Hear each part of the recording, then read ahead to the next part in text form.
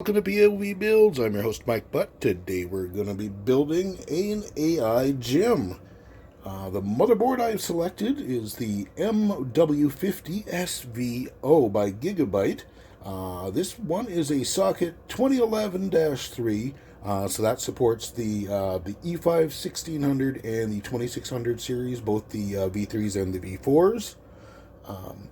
It has 8 DIMM slots of DDR4 ECC RAMs quad channel, and get this, it supports up to 128 gigabytes per DIMM.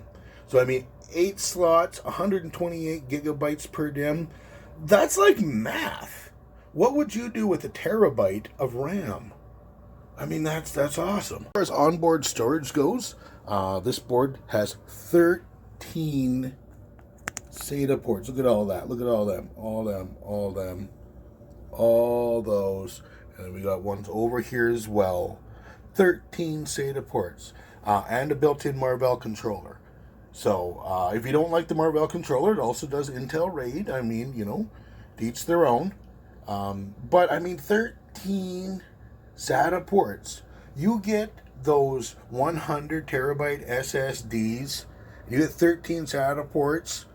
Oh, well, I mean, 1,300 terabytes of onboard storage and 1 terabyte of RAM. That's the capability of this board. So that's pretty awesome right there.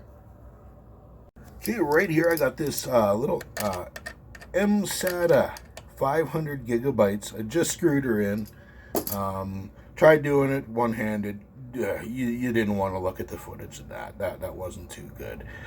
So yeah, 500. I've seen 1 terabyte, but I mean, this is just for my operating system and some utilities and stuff. So 500 terabytes is good enough for this guy. All right, so moving on.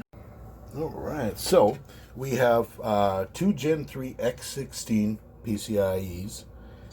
And 1 X8, as well as a legacy PCI. In case you know, there's all kinds of scientific equipment out there. If you want to be a backyard scientist, a lot of the stuff that you'd be able to afford would be the old stuff that would run on PCI. So if you want to take this and instead of say doing an AI gym, you want to do for a more scientific build.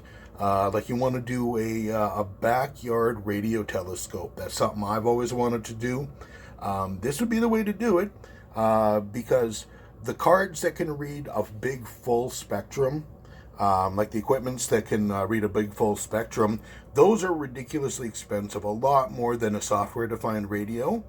And the ones that you can afford are, as a backyard scientist, are going to be the old PCI stuff. Still functions, still great, but it's the old school PCI. So just in case you do have a legacy slot is there. One thing that's really important and great, let me just focus that in here. This supports 3 ways on the sly as well as crossfire. So that is super important. Always support 3 ways on the sly. Speaking of supporting things, this board supports a wide variety of operating systems, including supporting Red Hat. Now, don't worry, it's not one of those Red Hats. It's more like mathematically analyzing grid arrays. Am I right? Well, I'm just going to go ahead and put in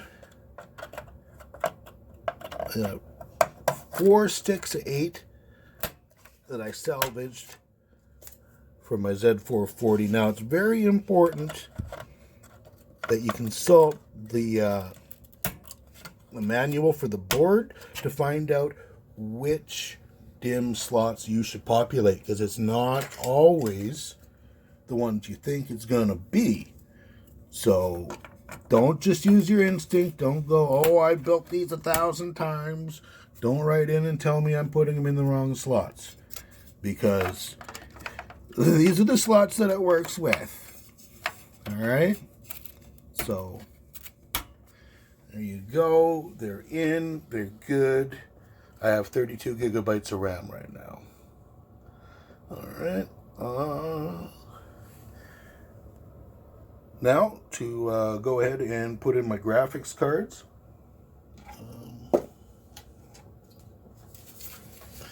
Got the the RTX 2060. It's supposed to be the 2060 Super, but I don't see, oh, there it is. Whew, got worried there for a second because I was looking at it going, pretty sure I paid for a 2060 Super, but most of the times I just didn't see that. Okay, so good. 2060 Super, it's a nice little dual fan thing. I like it. EVGA, good stuff. So I'm going to go ahead and plug that in. Need my hand for that, so 1 second.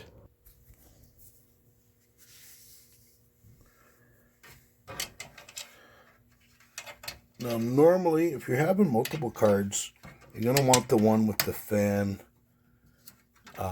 to be able to breathe, on the secondary slot so that it can breathe. However, in my personal experience with this exact configuration, when I did have it the other way around, my CPU was getting a lot hotter.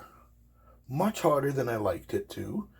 Simply because this bad boy, the back of it, radiates a lot of heat. So, in order to combat that, I stick it in the secondary slot where it has to interact with these stinking fans. And then I have a side fan that goes right about here on my side panel. And I have a high pressure fan, and that blows directly into this heat sink. So that kind of helps out.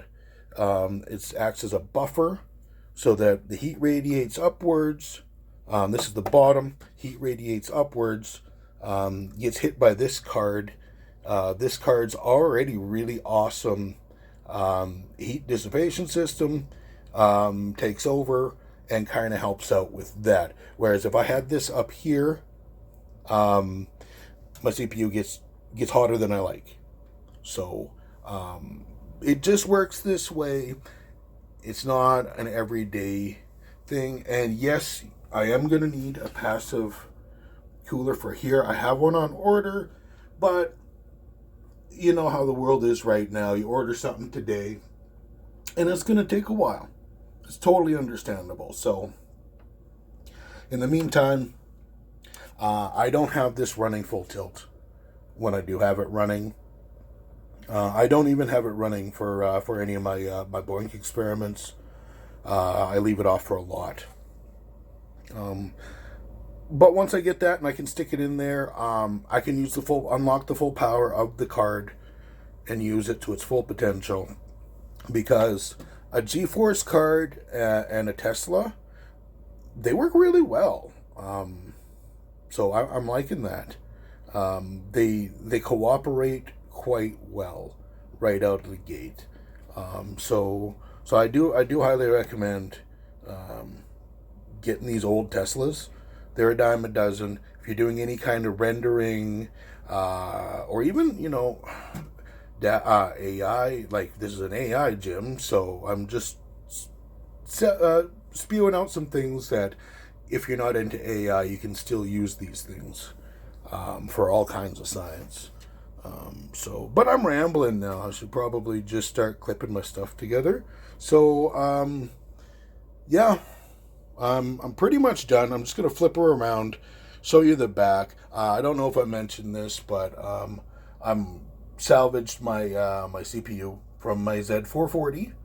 So, yeah, I'm using that. It's a V3. I like it. It's working great. I got this cooler, Freezer 33 by Arctic. It's working great, actually. Working really good. Keeps my CPU nice and chilled. Again, when I have my GPUs in the proper order. Otherwise, even with this, it raises it a few degrees. I mean, nothing to get me worried about, but I like it cool. I do. I like it cool. All right, so I'm just gonna close up shop, flip it around, show you my cable management, and yeah, we'll wrap it up. So hang on. And now a special moment for my fans. Over here, I have two low pressure intake. You can't really see the other one. This one and the other one that is down there. You can kind of see it, but it's there, trust me. Then over here, I got this as an exhaust fan. That's your standard everyday rear exhaust fan. And then up here is a chimney. I absolutely swear by chimneys out the top as an exhaust. Absolutely swear by them. Do yourself a favor. If you don't have a chimney, get yourself a chimney. And then over here, I have a high pressure fan. I mentioned this one earlier. This one blows directly onto right here, right onto the what the heck, the radiator, and that cools everything down. That cools this card down because this card's cooling system is also temporarily helping out the Tesla's cooling system on the bottom, because well, let's face it, the Tesla doesn't have a cooling system. So that is my special moment for my fans. All right, as you see, I got everything all just snaked together, and I used this old twist tie to hold everything together. It's all good. This was split. I didn't like that. It came out of the box like that. Little cheesed off, but I mean, what can you do, right? So yeah, that is my AI gym.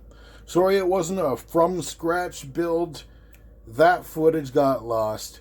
A wonderful lesson in always making sure that you actually have your footage saved somewhere else before you format your hard drives.